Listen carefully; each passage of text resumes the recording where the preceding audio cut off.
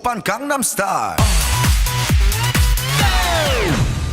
Originally released in May 2012, Sniper Elite V2 didn't arrive as a blockbuster or redefine a genre or dominate the charts. What it did do was keep its studio alive. Rebellion developments had just come out of a full restructuring, including layoffs. They were independent and thus vulnerable in a market where smaller studios were being rapidly bought or absorbed. In this context, Sniper Elite V2 wasn't just a sequel. It was, in a very real sense, a bet. In a time when military shooters were loud and frenetic, this was a more quiet and methodical one. And somehow that gamble worked. This is the story of how a niche World War II sniping game and its now iconic X-ray kill cam helped save one of the last independent studios left in the UK. Developed by Rebellion Developments and published for consoles by 505 Games, V2 was positioned as a reimagining of the 2005 original. A British studio founded in Oxford in 1992 by brothers Jason and Chris Kingsley, Rebellion is now one of Europe's largest independent developers with a portfolio spanning Sniper Elite, Zombie Army, Aliens vs. Predator, and properties like Evil Genius and Rogue Trooper. Beyond games, they own the legendary comic publisher 2000 AD, home to Judge Dredd. Sniper Elite V2's development came at a crucial time. Just years earlier, Rebellion had undergone painful restructuring with staff cuts and studio reorganization. CEO Jason Kingsley called this a strategic pivot towards smaller, more manageable projects. V2's success validated that strategy, establishing Sniper Elite as their flagship franchise and providing a crucial financial boost.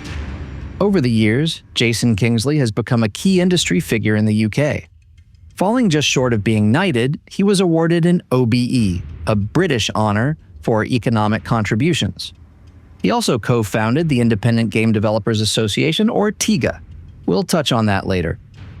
Rebellion is still owned by the same two brothers who started it all and has managed to stay independent while everyone else is seemingly getting gobbled up by huge studios, publishers, and venture conglomerates. The story of Sniper Elite V2 places players in the boots of Carl Fairburn, a highly skilled American OSS sniper. The narrative is set in the final days of World War II, during the Battle of Berlin in April and May of 1945. Fairburn's mission is not to simply defeat the remaining Nazi forces, but to hunt down and eliminate key German scientists involved in the secret V2 rocket program. He is tasked with either helping these scientists defect to the United States or, failing that, killing them to prevent their expertise and knowledge from falling into the hands of the encroaching Soviet army. This race against time forces Fairburn to navigate a city in ruins, fighting a three-way conflict between the crumbling Nazi regime, the advancing Soviet Union, and his own objectives, all while using his skills as a sniper to alter the course of history. While this plot brings a compelling historical backdrop to the table, it's merely an amuse-bouche before a meal of snipey goodness garnished with Nazi mountain oysters.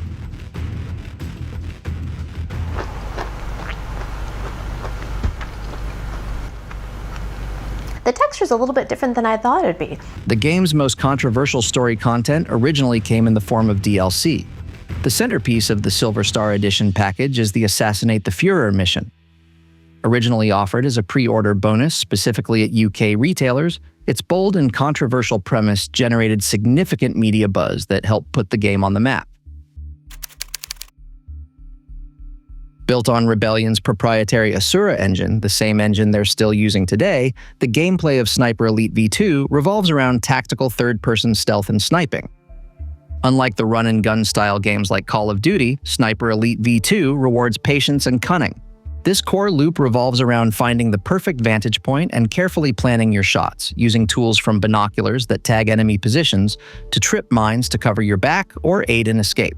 The shooting mechanics strike a nice balance between being a sniper simulator and an arcade-style shooter. Players must account for bullet drop, wind, and Carl's heart rate.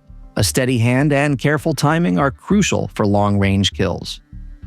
The focus mechanic allows Carl to hold his breath and steady his aim. Your reward for a well-placed and well-timed shot? The X-ray kill cam. The gameplay also incorporates several stealth elements. You can perform stealth kills, use cover, and even time your shots to coincide with loud noises.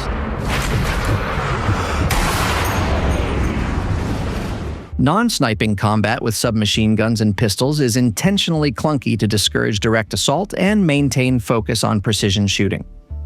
The newly introduced multiplayer component of Sniper Elite V2 offered a mix of cooperative and competitive modes. Players could play the entire campaign together or take on specialized roles in the Overwatch mode where one player was a sniper while the other acted as a ground operative. Competitive play included classic modes like Deathmatch and Team Deathmatch, along with challenges such as Dog Tag Harvest and Distance King. The development of Sniper Elite V2 was creatively overseen by the co-founders of Rebellion Developments, Jason and Chris Kingsley.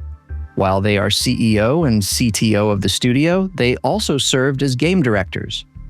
Two other creatives of note were Tim Jones, head of creative, and Simon Brewer, lead UI artist.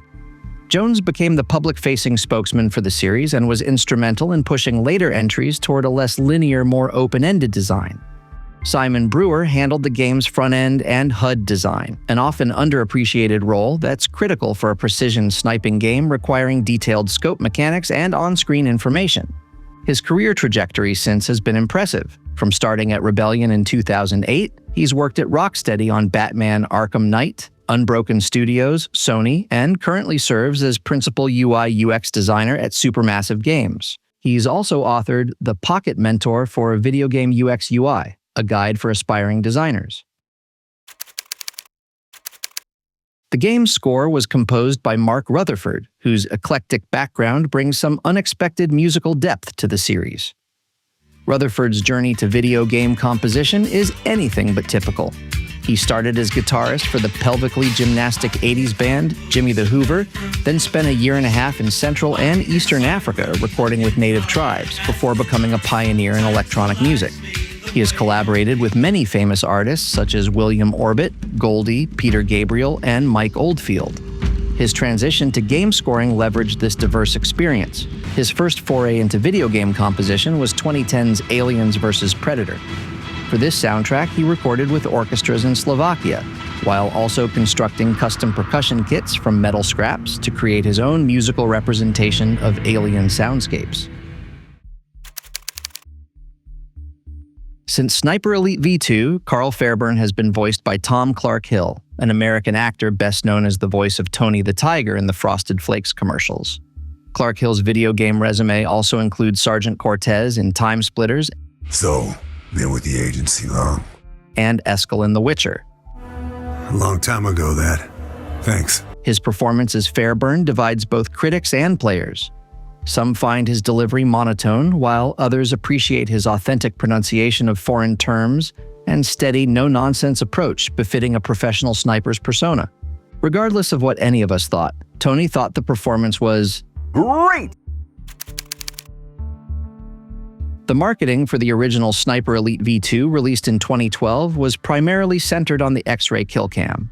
Rebellion put this mechanic front and center in trailers and promotional materials, showcasing the slow-motion, anatomically detailed shots of bullets tearing through bones and squishy bits. The marketing for our Silver Star edition was primarily focused on highlighting its value as a complete package, emphasizing the inclusion of all the previously released downloadable content on the disc itself, including the Assassinate the Führer DLC, all at half price. When Sniper Elite V2 released in North America, critics landed firmly in the middle. The PlayStation 3 version holds a 70 on Metacritic, defined as mixed or average. User scores echoed this sentiment, averaging around 6.7. Reviewers consistently praised the core sniping mechanics and the addictive thrill of the X-ray kill cam, but they were just as quick to point out the game's clunky close-quarters combat, occasionally unpolished visuals, and repetitive firefights. An interesting wrinkle comes from looking at the game's trophy data. Rebellion clearly designed V2 around methodical precision sniping. As such, the rarest and hardest trophies are the ones tied to pure stealth and perfect shot play. However, the majority of players never fully engaged with that vision, instead treating the game more like a traditional cover shooter with a flashy kill cam. It's a reminder that sometimes how a game is designed to be played doesn't always match how gamers will actually play it. Still, the game managed to snag some industry recognition, co-winning Best Action Adventure Game at the 2012 TIGA Awards alongside Dear Esther by The Chinese Room. I'd take this with a grain of salt, though. Remember when I mentioned that Jason Kingsley helped found TIGA? As you might have seen in our first unboxing, I paid $6.64 for a disc-only version, compliments of buying blind from GameStop. While disc-only is effectively free plus shipping on eBay, the complete in-box version is about $10, and a new sealed copy is about $20. The Silver Star Edition actually appears to be the more common version for the PS3 these days. With that, you get the base game plus all the mission DLC packs, weapon packs, and character skins that were sold separately. No physical extras like art books or soundtrack CDs, just the game disc and manual in a standard PS3 case. While the original 2012 release is slightly harder to find, I'm looking at a couple copies right now on eBay for even less than the Silver Star Edition.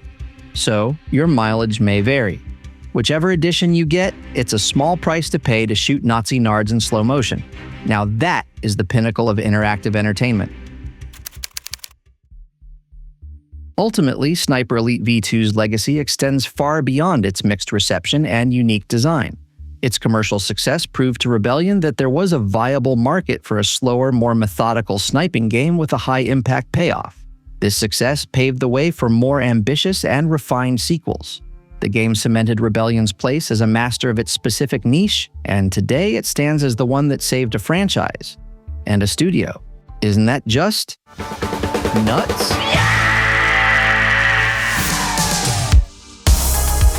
Okay, I know that every content creator thanks you for watching and asks for subs, but genuinely, the fact that over 1,000 people I don't even know have seen these videos that I made for this little passion project means more than I can say.